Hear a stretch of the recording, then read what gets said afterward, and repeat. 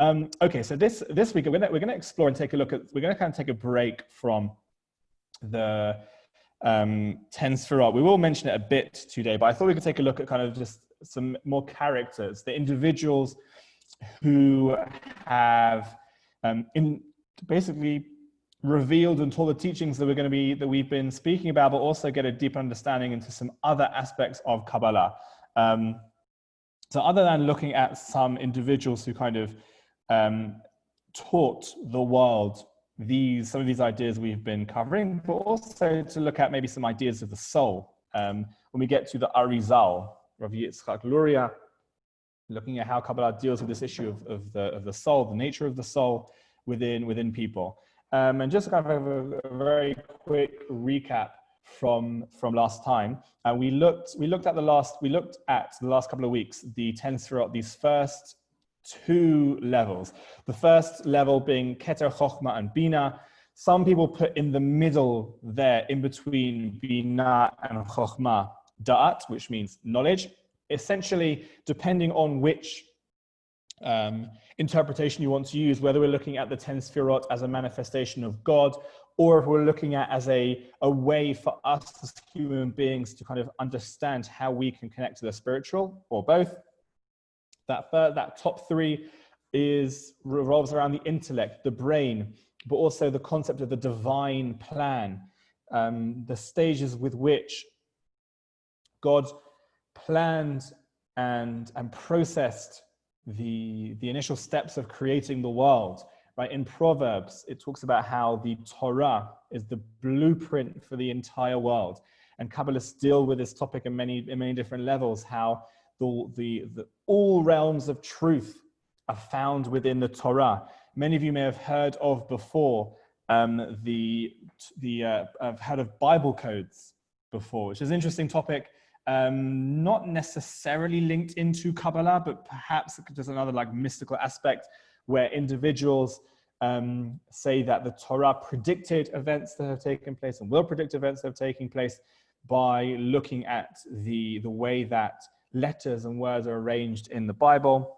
So there's that whole aspect there, which also kind of feeds into this whole piece of the divine plan.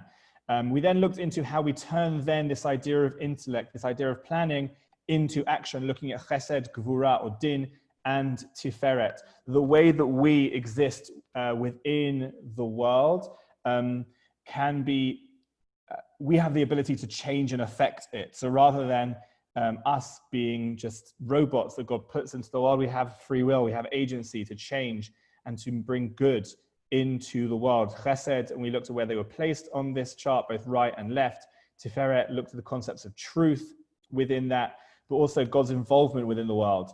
That Kabbalah particularly sees that, understands and teaches that us as human beings have the ability to affect the physical world around us by focusing and praying and meditating on certain different aspects. And we can see these secrets brought out from Chesed, Gvura, Din, and Tiferet.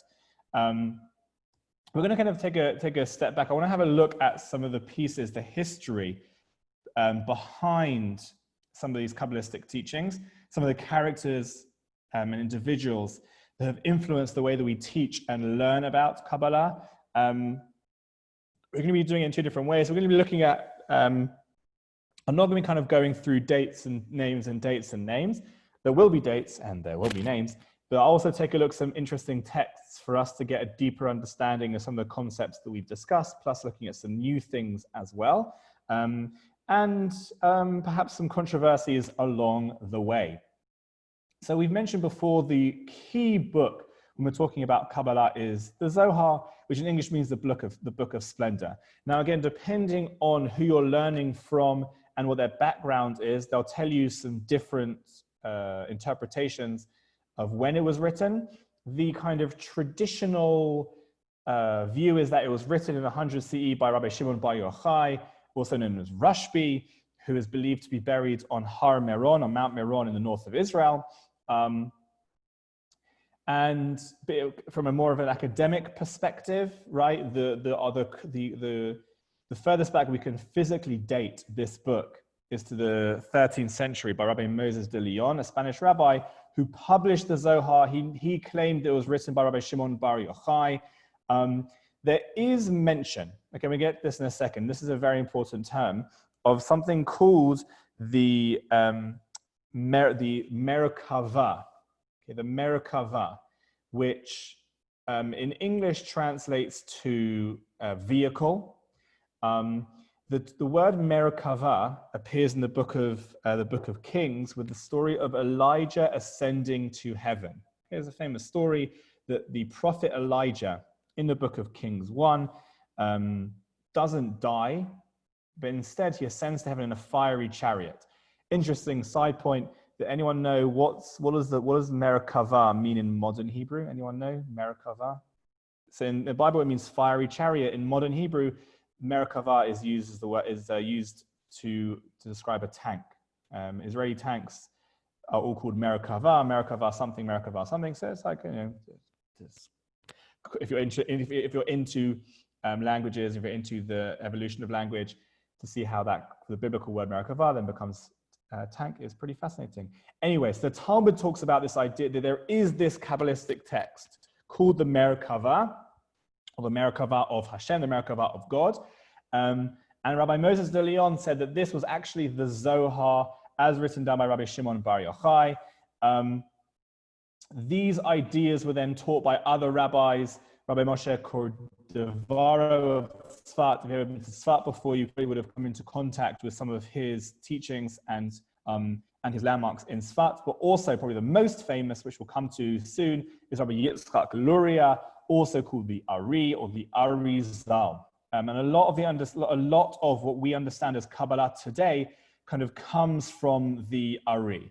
Right, we're talking about these very esoteric, out there ideas, which are only really brought down to us to understand by some of these individuals. And one piece I want to focus on, just interestingly, which we'll come back to, which is a teaching of the Ari. Then when we now learn the teachings of Kabbalah and how they relate to us as human beings, how we can take them and use them, these are from the Ari. The Arizal, Rabbi Yitzchak Luria, who lived in Tzvat and only lived to the age of 38, he was the individual who taught this idea of partzufim, or personae, that each of these Kabbalistic ideas, as manifested in the 10 Sephirot, not only speak about the divine, but they also symbolize human nature.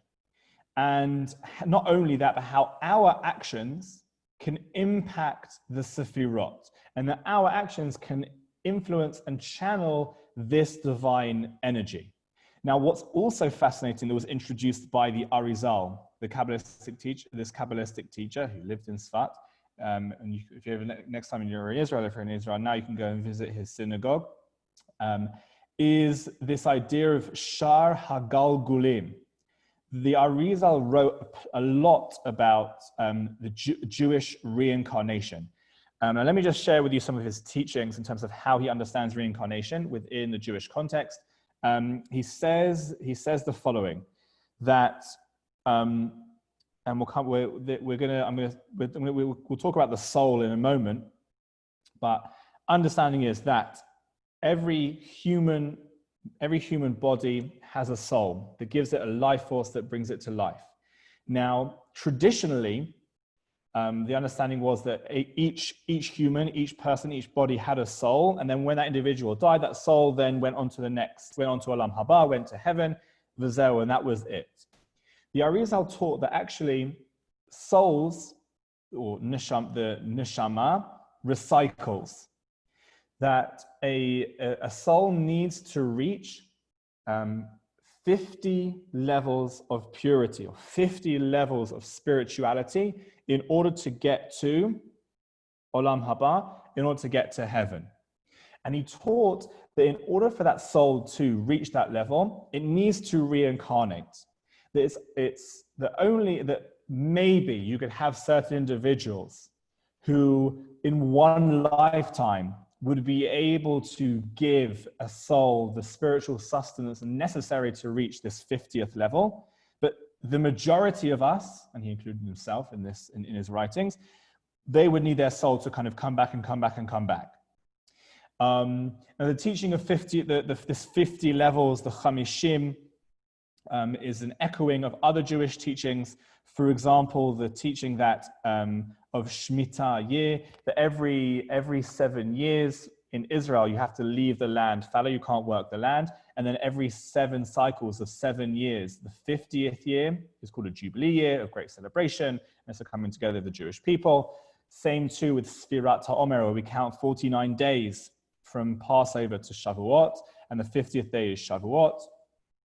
Also, the 49 days from the Jewish people left Egypt to when they received the Torah at Mount Sinai. He says the soul goes through a similar journey, a similar reincarnation. And there are stories and teachings of how a soul can connect to or can remember a past life. He talks about in Shar HaGalgulim. I'm very happy if you have questions or anything related to this piece. I'm happy to talk about it. But the Arizal was kind of one of the pioneers in terms of bringing these aspects of reincarnation into Jewish teachings. So you can begin to see, right, how it's so interesting. Now, I want to come back here, right? So when we talk about Kabbalah, we talk about the Merkava, the set of mystical teachings. Its origins are found in this verse in Exodus, that after the Jewish people had received the Torah at Mount Sinai, a really strange verse is found in the Torah, in the Bible, and it's this one over here. If you can see my little laser pointer, I'll point out to you. But essentially, Moses says to God, "Please give me a vision of your glory. Let me see, let me get some kind of vision of what you are God." And God says to Moses, "I'll take all of my goodness and pass it in front of you. And I will call out my name before you. I'll be gracious unto the one to whom I shall be gracious. I'll be merciful to the one who I shall be merciful. However," God says, "you cannot see my face, or no man can see my face and live. There is a place next to me, you can stand upon the rock. And as my glory passes by, I will put you in the cleft of the rocks, and I will put my palm upon it until I pass by." Now this verse in Exodus, again, the 5 books of Moses, which is incredibly important if you're talking about sources in Jewish teaching. If you have a verse from the Torah that can influence and spark a further form of Jewish learning, it's like the purest source. So to have here this concept of God saying to Moses that God has some kind of presence which cannot be seen, and if you do see it, you will die, then became an inspiration for subsequent discussions as to what that actually means. And the Rambam, in his Guide to the Perplexed, in Hebrew, the More Nevuchim, says the following, that it's impossible for us to really understand God's character traits. And we don't really, when we say God's character traits, we don't mean emotions, but we talk about deeds that are similar to what a person would do. But God doesn't necessarily have emotions, because the only real way that we can understand God is through God's actions. And the Rambam kind of tried to move away from this kind of Kabbalistic idea of describing God. Now he deals with it very, very differently, right, to another individual, right? So the Rambam, not known to be a Kabbalist, was more of a practicalist, a halachist. He was focused more on Jewish law and Jewish philosophy. And so in terms of the Rambam, he took this verse of, we see in Exodus, if you see that no one can see my face and live, in a metaphorical sense, to teach it's impossible to understand God. However, there's another case here, the Rambam, right? Again, kind of, I wouldn't say fighting against, but trying to downplay classical Kabbalistic teachings that God isn't necessarily, it's not consistent of parts. There's no physical aspects. There's no way we can understand God. But it's a unity that is unlike any other unity. The Malbim, who was a 19th century commentator and also Kabbalist, began to take verses from particularly the book of Ezekiel, to show how perhaps there was a way for us to understand God in a more ethereal, but also more perhaps physical or anthropomorphic way. And he uses this verse, number 1, from Ezekiel 3:26, where he says, the image of a rainbow in the cloud on a rainy day, so is the image of the glow surrounding it is the image of God's majesty.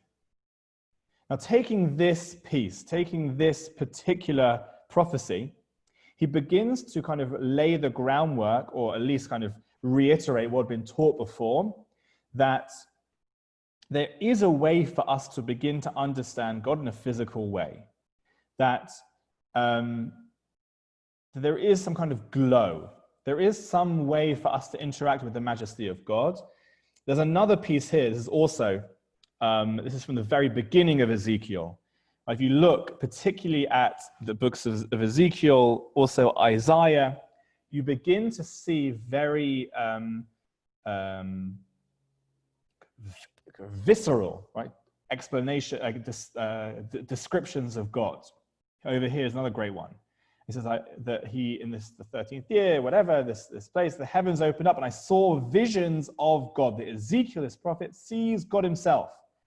I looked, a stormy wind came sweeping out of the north, a huge cloud and flashing fire surrounded by a radiance. So perhaps we're looking at Kabbalah, perhaps referring to what we would talk about with Keter. And in the center of it, in the center of the fire, a gleam as of amber. Right in the middle of this vision, he sees this glowing ember or glowing jewel, which some Kabbalists have come and say that this verse here is describing the Sephirot of Keter, this idea of radiance, but also the Sephirot of Tiferet, this idea of in the center, this glowing amber, this gleam of amber, this fire in the middle. And so there have been these discussions backwards and forwards throughout Jewish history as to, is there a way for us to physically understand God? Right, the Rambam coming on the side of no, there is no way, and anything that we do say is just our feeble human minds coming to kind of explain like the behaviors of God, whereas more the Malbim and others will see soon as something very, very different. I want to. This is one of the most interesting pieces of Talmud in terms of Kabbalah. I need to edit it slightly because it's become a bit kind of squished together. Hold on. And again, please do interrupt me if you have any questions or anything of the sort. Yes. Can I ask a question? Of course. That will bring us a bit back to what you said earlier about the Jewish reincarnation. Absolutely, yes. Because I was wondering, my question is, because I've never come across that, and I was wondering if it is something that's common in like throughout the Jewish world and Jewish teachings, or something that is specific to a group that was advanced by Ari and those who follow him therefore. Okay, so there's no outward rejection of reincarnation. The question, so I'll give you one example. I'll give you a story. There's no outward rejection of reincarnation as a concept. The question is, how much does it affect practical Jewish, everyday life, okay? But also kind of the rabbinic world or the Jewish spiritual world. So there are some who would who in general don't necessarily concern themselves with they won't deny that it exists or might exist. No one comes out against the Arizal, basically. Okay, the Arizal is in all Jewish circles untouchable, right? His word is final, essentially. The difference comes in terms of how in terms of the practical world. There's a famous story which then became a book and even a play, which was actually based on a true story in the early 20th century called Dybbuk. Okay, the Dybbuk, which was a case in Eastern Europe of a girl, a Jewish girl, who started acting very erratically. And she started talking, she started kind of referring to events that there was no way she could have known had happened. And she started kind of becoming very odd. And two straight-laced, okay, Litvak, right, Lithuanian, almost anti-Kabbalistic rabbis were called to her. One of them was the grandfather of a big rabbi in England called Dayan Lopian. Okay, Dayan Lopian he passed away about 7 or 8 years ago. Huge rabbi in the UK, and he, again, not a Kabbalist, very kind of straight-laced rabbi. So his grandfather was called. There's a story how essentially this girl had become overtaken by a reincarnated soul.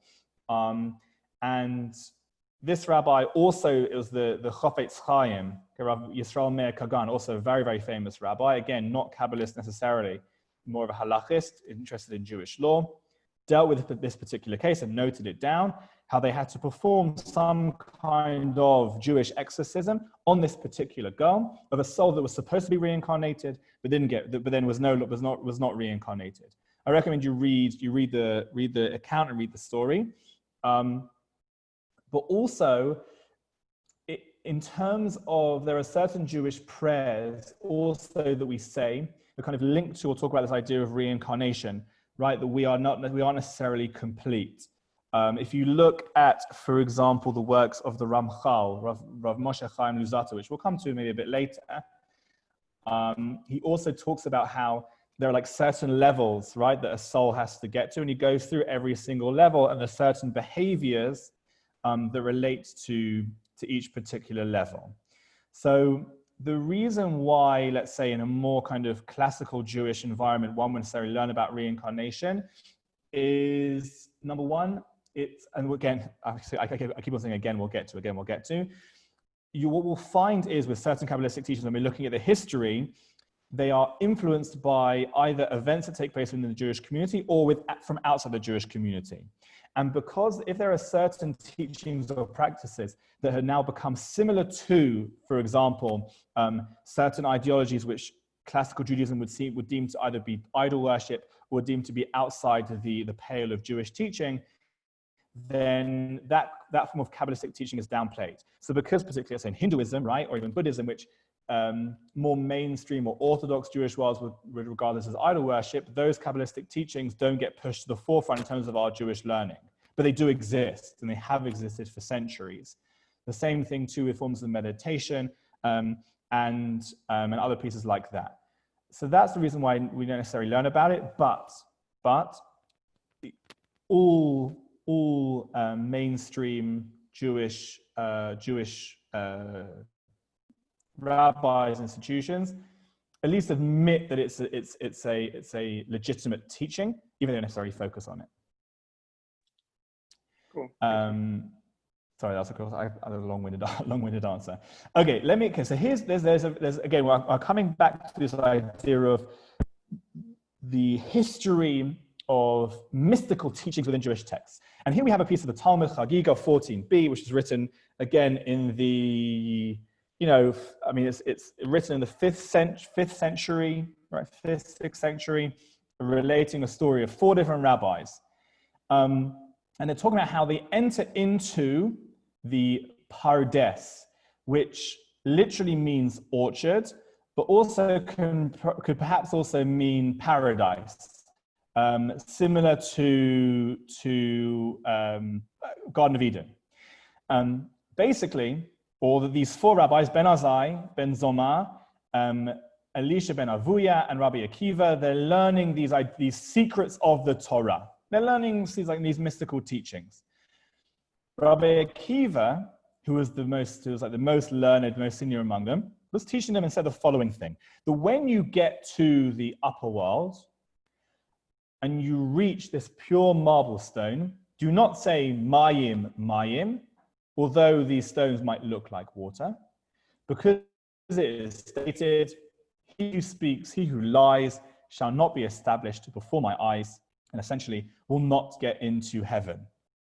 Now, after revealing this kind of very weird, esoteric, mystical teaching, the following thing took place. Ben Azai glimpsed the divine presence and he died straight away. And with regard to him, the verse states, precious in the eyes of the Lord is the death of a pious person. That as soon as he understood that he knew how to get to heaven, how to get to Olam Haba, he thought, all right, off I go. Just as a side point, there are plenty of Kabbalists that Rav Aryeh Kaplan writes about who were so in tune, they understood the process of death so well that they weren't worried or scared by it. They looked forward to, they were ready to go to Olam Haba. Okay, this is like, for example, here we see with Ben Azai. Ben Zomar glimpsed the divine presence and was, the Gemara says, he was harmed. He lost his mind. He went crazy. And with regard to him, the verse says, have you found honey? Eat as much as sufficient for you, lest you become full of it and vomit. Meaning that he had become so, he so much had gone into his mind, he went mad. Acher chopped down the shoots of saplings, in other words, he became a heretic. He then kind of completely stopped believing in God, completely moved away from Judaism, and just kind of ran away. And Rabbi Akiva was absolutely fine.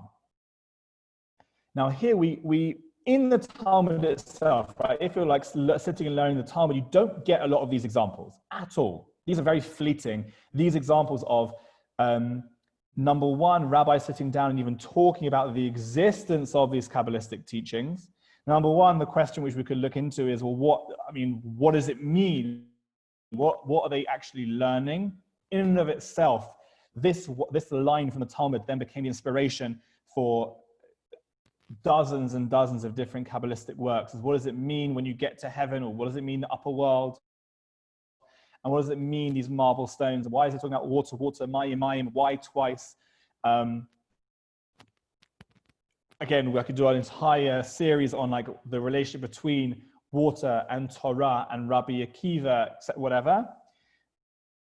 The main piece we want to focus on is how the Talmud viewed individuals who went to go and learn these mystical teachings. There were different paths, there are different things that could happen to you. You could either become enlightened instantly and essentially reach, let's say we're talking about in our nomenclature, talk about reaching nirvana, right? He dies straight away and goes to heaven. One, he can't, Ben Zomar, who completely loses his mind. One who becomes completely kind of just pushed away and has no interest in any learning whatsoever. And Rabbi Akiva, who's just a chill dude who gets on with it because he understands everything.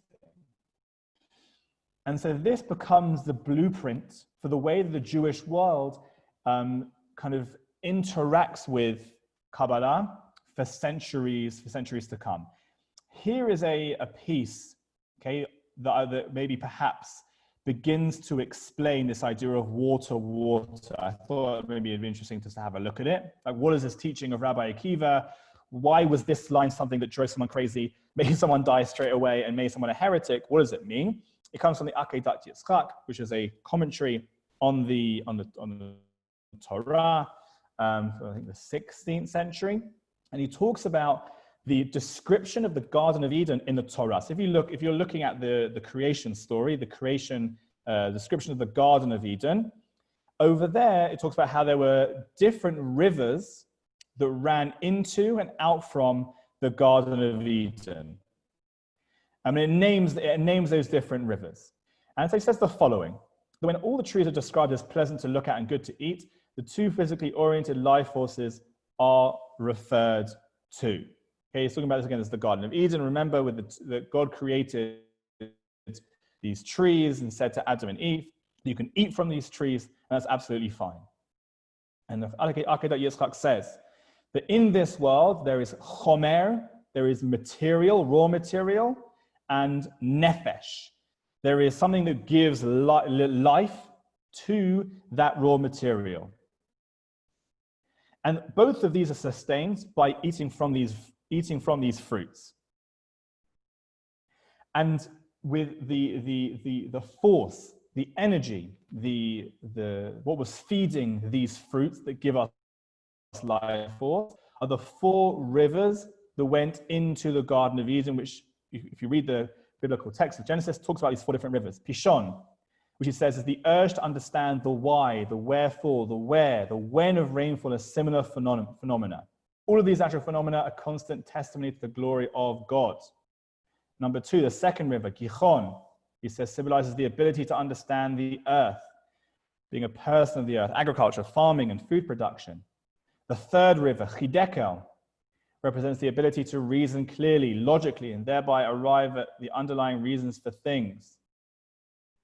Analytical ability. And number 4, Prat, which the Bible says is the Euphrates, is the force that enables theological reasoning philosophy.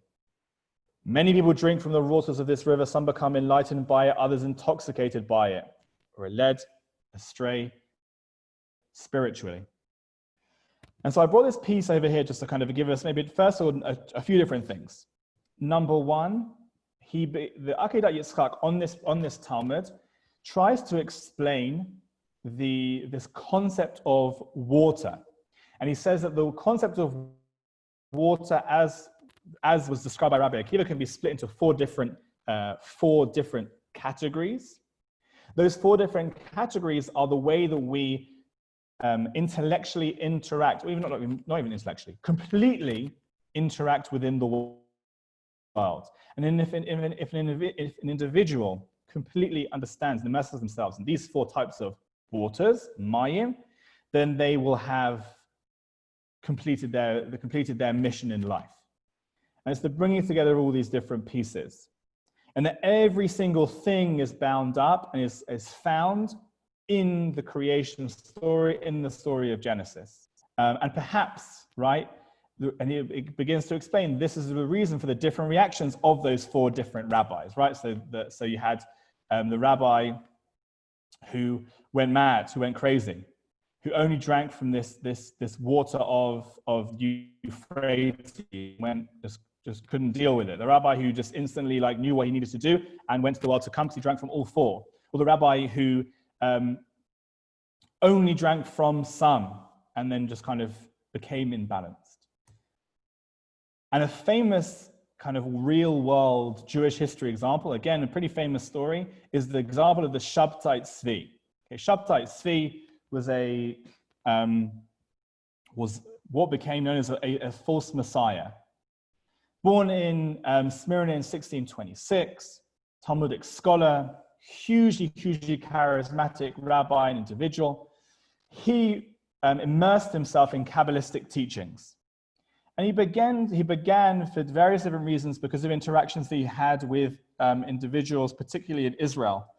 An individual called Natan of Gaza began to see himself perhaps as a messianic figure.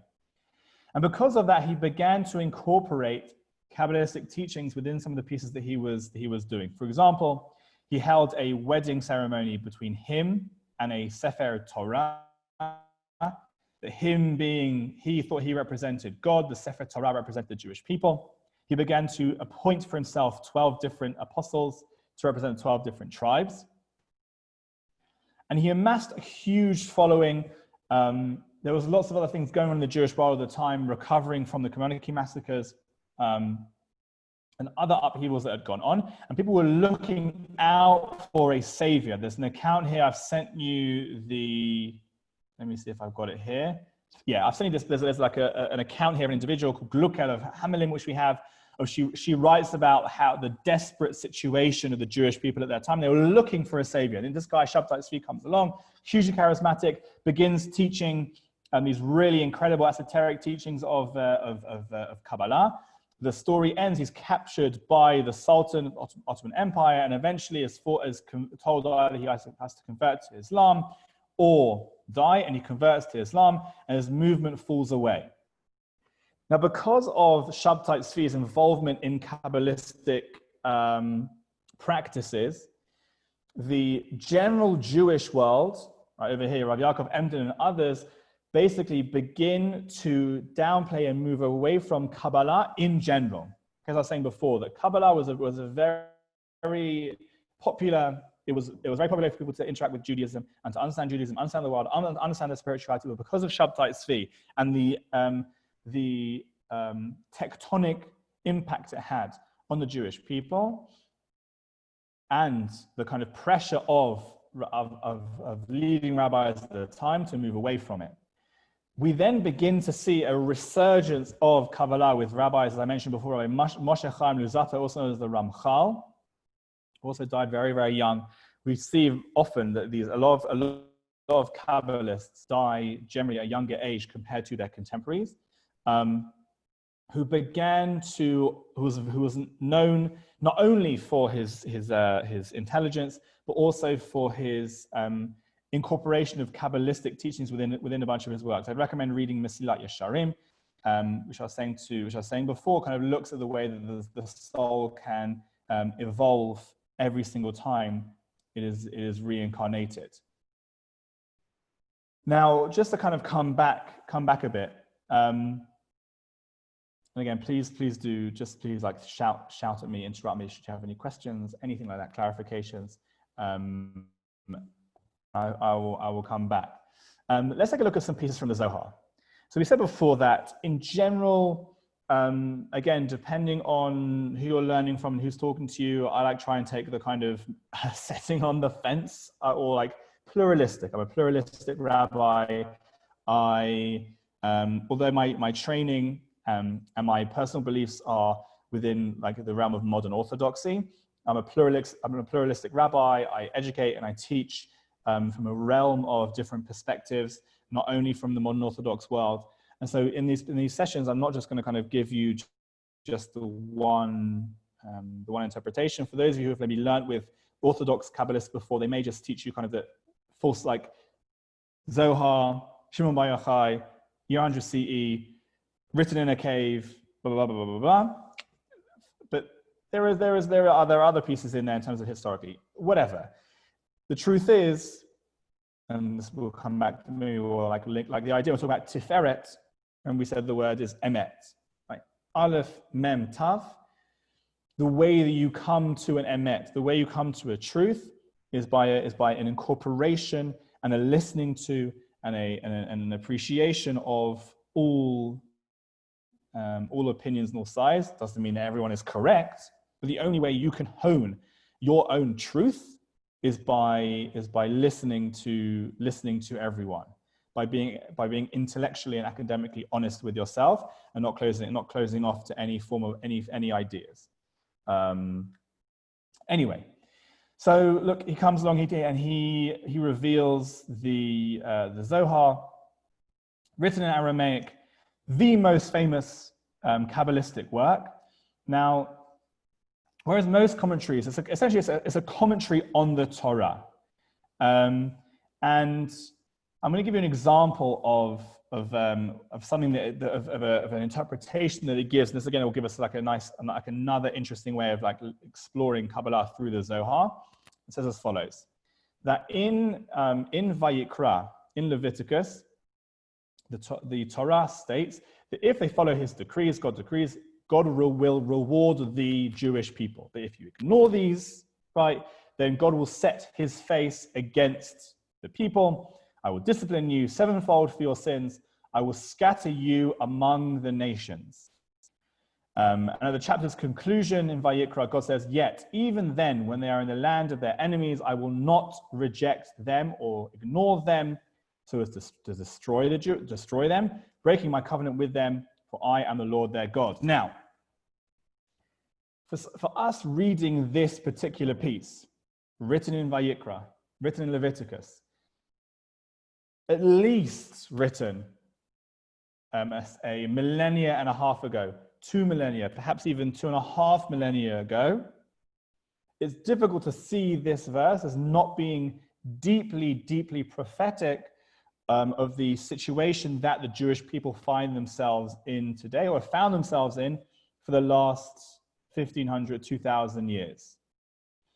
That by not listening to God, the Jewish people were scattered around the world, but yet God did not allow the Jewish people to be destroyed. So the Zohar comes along and says as follows. And again, I'm sorry for the text on the screen. It's a bit plainer today, but whatever. It says as follows. And this comes from this particular piece comes from a book by Joseph Telushkin. Who says as follows. The Zohar comments: "Come and see the pure love of the Holy One, blessed be He." And the Zohar gives a parable of a king who had one son who kept on misbehaving and ignoring the father's instructions. And one day, the son offended the king a step too far. And the king turns around and says, I've punished you so many times and you have not changed. Now look, what should I do with you? I'm going to banish you and send you out from the land where we live and expel you from the kingdom. And it could be, perhaps, that wild beasts or wolves or robbers will attack you and you'll be no more. But what can I do?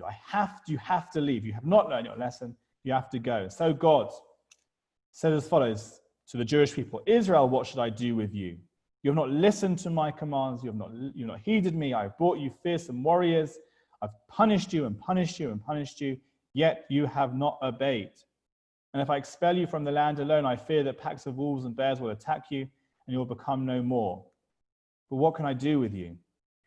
The only solution is that you and I together leave the land, both of us go into exile, as it is written, I will discipline you, forcing you into exile. If you think that I will abandon you, myself too shall go along with you.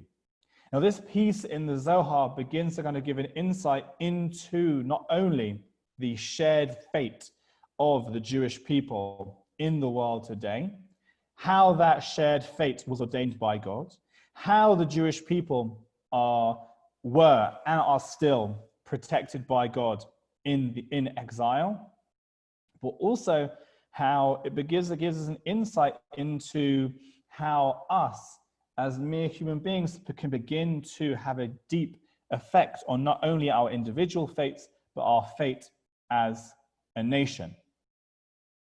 Now, this was really kind of brought to a fore by the Arizal. I'm not going to go through all of these pieces, but just one thing that I wanted to look at, right? He says that within every single human being, we're coming back to this idea of a soul, and with each soul has different elements, different aspects of it.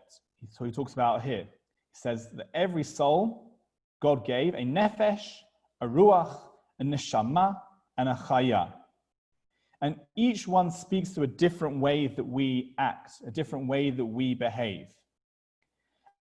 And it's not just that God created us, but that we have a part of God in us, as we've said many, many times before, a tiny spark of godliness. And that the nefesh is the life force. The ruach is the thing that connects us to the spiritual realm. The neshama is the aspect of the soul that differentiates us from animals. The things that what makes us human.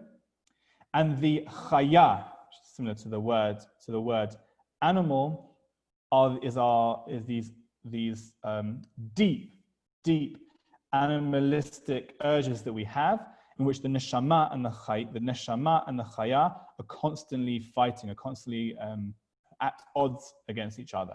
And he says the soul is enclosed within the body as a reflection of the divine form, but tselem Elokim, that every single individual is created in. Tselem Elokim means the image of God, and may be described as the human mold of man's physical form, linking the body and soul.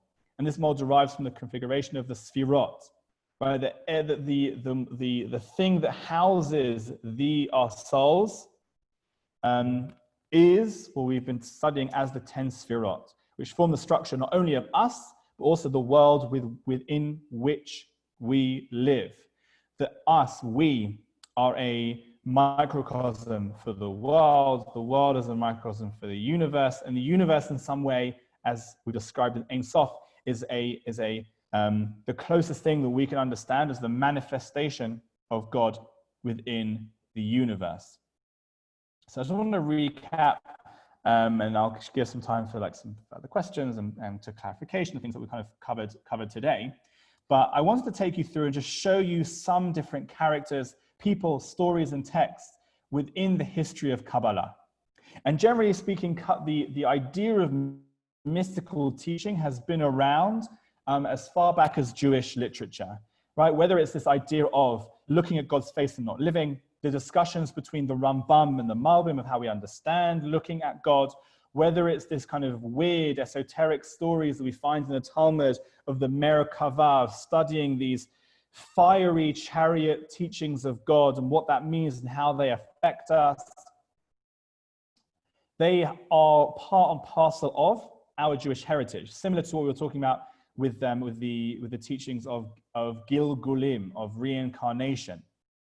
But the reason why maybe perhaps they're not necessarily part of mainstream Jewish teaching I would say is two. Number one is as a reaction to stories of false messiahs. So they've used these teachings in order to perhaps start new faiths or to mislead Jewish people, as is the case of Shabtai Tzvi. Also because it's perhaps those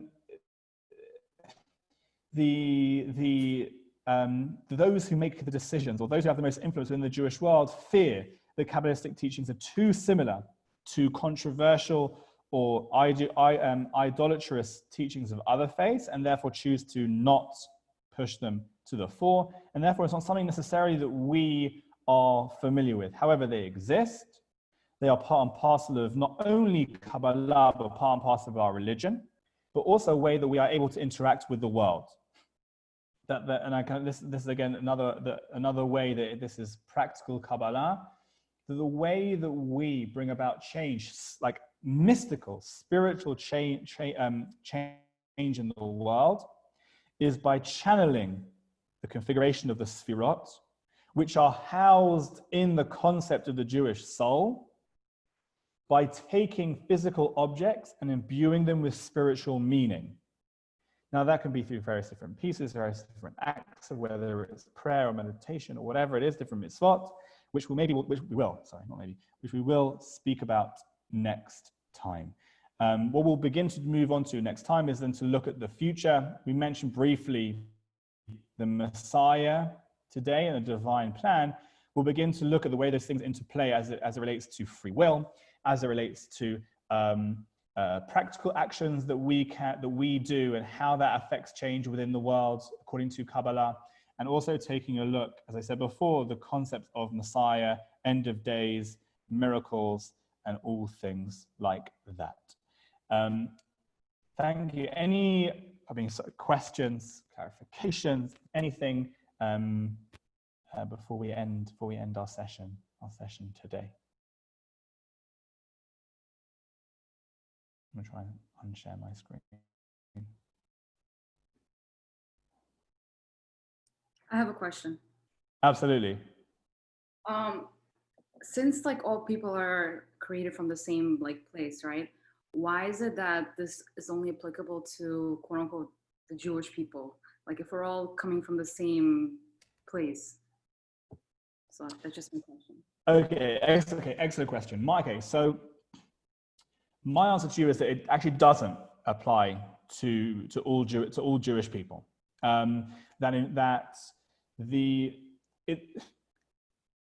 If we want to have, we can have like a different discussion is how do you define what is a Jew? Because ultimately a Jew is not to be Jewish isn't one particular thing. It's not just a religion. It's not just a race. It's not just a nation. It's kind of this weird hodgepodge of all those different pieces. But to answer your question, even according to Jewish teachings, you look at Pirkei Avot and how not only is it Kol Yisrael, every Jewish person, Yesh Chelek B'Olam Haba, has a place in the world. It's every human being, according to Jewish teachings, has a place in the world to come. Unlike, for example, Christianity, where in order for you to get a place in heaven, you need to accept Jesus as your Lord and Savior. Judaism has no such teaching. That in order for an individual to get to heaven, it depends on your circumstance. So if you are born Jewish or you convert to become Jewish, so in order for you then to get into heaven, your responsibility is defined by the 613 mitzvot. If you are not Jewish, you have the same ability to get into Olam Haba. However, your pathway to achieve that is through what's known as the 7 Noahide laws, which are just kind of essentially basic morality. Things like not stealing, do not murder, establishing law courts, not being cruel to animals, and things like that.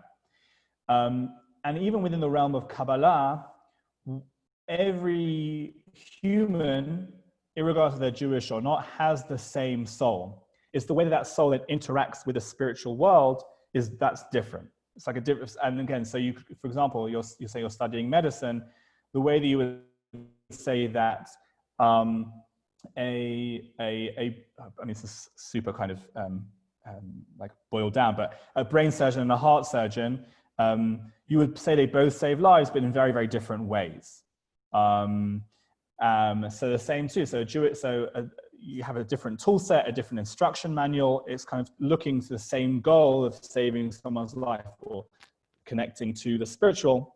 And it's just kind of the path we've been down. Yeah, I hope that answers your question. Thank you. May I ask a follow-up question?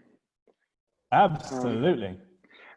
So in the light of what you said, can a non-Jew study Kabbalah and be a Kabbalist? Yes. There's interesting. There's different takes on it, and depending on who you ask, you'll get different answers. You're even seeing today. Again, I don't consider myself. I'm not anything, but you do see kind of major leaders within the Kabbalistic world who are embracing. Now, you have to be very specific and very, very careful. They're embracing the popularity of Kabbalah, but the focus should be on real Kabbalah, right? That is to have like the kind of Hollywoodization, the Hollywoodized Kabbalah isn't necessarily what we're talking about here, but a non-Jew could learn. I mean, look, it's something, again, they could learn Kabbalah, and should they wish to then practice certain aspects of Kabbalah or even practice certain forms of Judaism, that is open to them. It would just require them perhaps to kind of take that next step of converting to Judaism. Similar, right? So let's say you, again, let me use a different example. So let's say I'm really into economics. I'm like watching a bunch of like videos on economics on YouTube. At a certain point, if I want to make myself into an economic success, a financial success, I need to stop watching YouTube videos and then actually do the thing. So in terms of Kabbalah, I could say that like a non-Jewish person could be incredibly well versed in Kabbalah. If they fully bought into the whole piece, they themselves would know that they would have to then kind of take that step in terms of like converting to Judaism in order to accept upon themselves the 613 mitzvot. I don't want to count, but again, the reason why they would have to do that is because it's kind of, you're taking on, when you're accepting the mitzvot, you're also accepting the kind of responsibility of what that means as well. So it's kind of, you've got to kind of enter into the game fully rather than kind of just looking from the outside. Yeah. Fabulous. Wonderful. What I'll do is I'll email out again all of the different presentations. I now have them all on Google Drive, also different recordings, different pieces like that.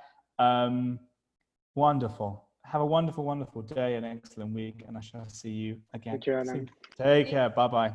Shabbat tov. Shabbat tov, everyone.